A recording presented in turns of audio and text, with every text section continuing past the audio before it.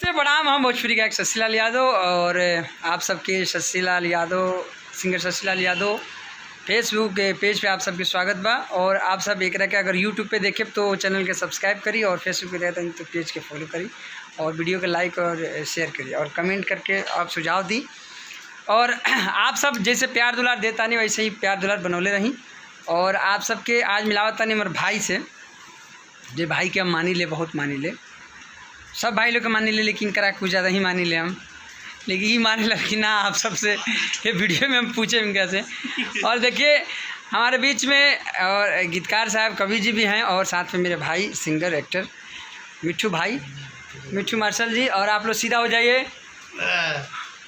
और नमस्ते प्रणाम, हम मिट्ठू मार्शल।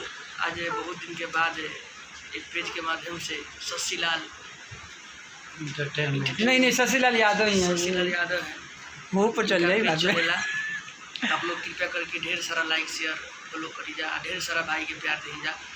माने नहीं, हम बहुत माने नहीं, ऐसा कुछ नहीं थे ना इनकरा के मिट्टू भाई। देखिए हम सभी कलाकार लोग के मानी ले, सब क्यों अपना भाग नसीब से बा। हमारा न बिगड़ला से क्योंकि बिगड़े लिया बिगड़ी ना, हमारा बनावला से क्योंकि बने बनावे वाला ऊपर सब बैठल बा। लेकिन इनकरा के तनी मिट्टू भाई के हम तनी ज़्यादा ही मानी ले, बिगाड़े वाला ऊपर बैठल वाला अरे हाथ में सब चक्कर घुमाइए होने करी। और आज हमने अभी गीत संगीत स्टूडियो दिल्ली में बानी सन और कुछ गाना के हमने प्लान करते हैं सन, बढ़िया बढ़िया गाना के, ताकि और भी मतलब नया नया सोच के लेके सब ये विचार विमर्श होता।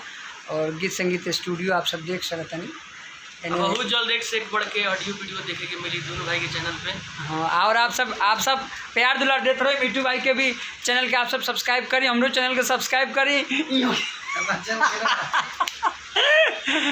HD रिकॉर्ड भोजपुरी चैनल के सब्सक्राइब करिए। हाँ, बेल आइकन बटन के दबा दी और आप सब खूब ढेर सारा आशीर्वाद प्यार दुलार दी। और आप सबके देखिए ये स्टूडियो देखा होता नहीं, ये स्टूडियो का ओनर जो बानी वहाँ के बहुत बहुत धन्यवाद कि यहाँ जौन बैनर लागल बा गीत संगीत रिकॉर्डिंग स्टूडियो, जबकि उल्टा दिक्कत हुई एमें फ़ोटो भी भाई हमने के लगेले बानी। स्टूडियो मालिक के बहुत धन्यवाद। और अगला ब्लॉगिंग में हमने मिलता इंसान, तब तक आप सब अगर जे लोग पेज के फॉलो नहीं किए तो प्लीज़ फॉलो करें। धन्यवाद, थैंक यू, लव यू।